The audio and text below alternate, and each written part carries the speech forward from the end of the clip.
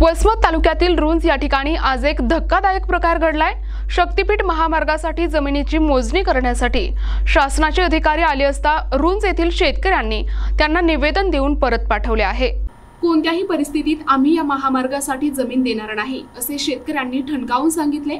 यावेळी शेतकऱ्यांनी संतप्त प्रतिक्रिया देताना म्हटले, तुम्ही आम्हाला गोळ्या घालून मारून टाका तरीही आम्ही शक्तीपीठ महामार्गाला जमीन देणार नाहीत। या भूमिकेवर ते ठाम असल्याचे दिसून आले। यावेळी रुंज येथील सर्व शेतकरी बांधव आणि महिला भगिनी मोठ्या संख्येने उपस्थित होत्या। शासनाच्या या निर्णयाविरोधात शेतकऱ्यांमध्ये तीव्र असंतोष असून आपल्या जमिनी वाचवण्यासाठी संघर्ष करण्याची तयारी दर्शवली आहे। रोड करू द्या, आमच्या लेकराबाळांना आत्ता ठार करा, काही घेणं देणं नाही, वाचून फायदा नाही। हे बघा लेकर आमच्या पुढे लेकर काम ढकू मागतील का? काय करायचं या रोडाला? जीवला ठेवून का लेकर बाळ भीक मागायला आम्हाला बरं दिसते का? उद्या 4 एकर शेत नाही, 4 एकर शेत त्याला सांगा सरकारला, याच्यामुळे निवडून आलेच काय? सगळ्याला गोळ्या झाडांना रस्ता करा, मोना चुरमुक चालू दळी। किती शेती आहे तुम्हाला? 1.5 एकर। बरं, आता आज मोजणीला आले होते लोक, काय सांगा? आम्ही म्हणलं त्याला भाव करू नका, आम्हाला गोळ्या झाडांना वापस करा। आता साहेब मला सांगा, 1.5 एकर जमीन आहे, 10-12 बोर पाडले, हे काय बोरला पाणी लागलं नाही। या बोरला पाणी लागलं तर ते त्याच्यावर शक्तीपीठ चाललाय। मी राहतो इथंच, बोर आहे तिथंच। मी म्हणलं बाबा आम्हाला आधी खलास करा, नंतर रोड करा। आज रुंज या गावामध्ये शक्तीपीठ मोजणीसाठी एडीएम साहेब आले होते।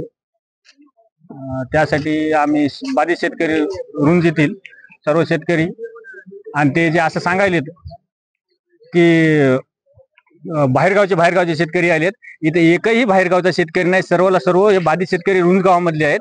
त्यामुळे आम्ही इथे विरोध करण्यासाठी आलो आणि हे सरकार का तेवढे निवेदन देऊन 1.5 वर्ष झाला आमचा लढा चालू असून तरीही सरकार ऐकायला तयार नाही।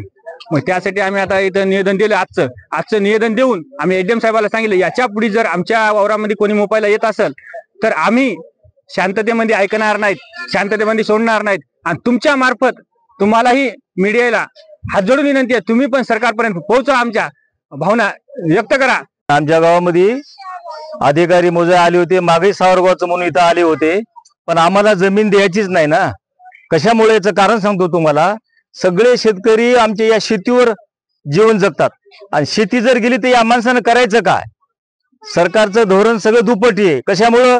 एक तर शेतीमालाला भाव नाही, योग्य दरामध्ये समजा त्याचं नियोजन, शेतीला माल काय भाव पाहिजे काय नाही हे सुद्धा नाही। म्हणजे कोणत्याच गोष्टी सरकारच्या बरोबर नाहीत।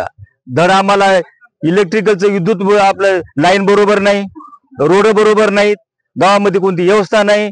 याच्यामध्ये सरकार आम्हाला समजा जीवन जगू देईन झाले। आम्हाला काय द्यायला सरकार?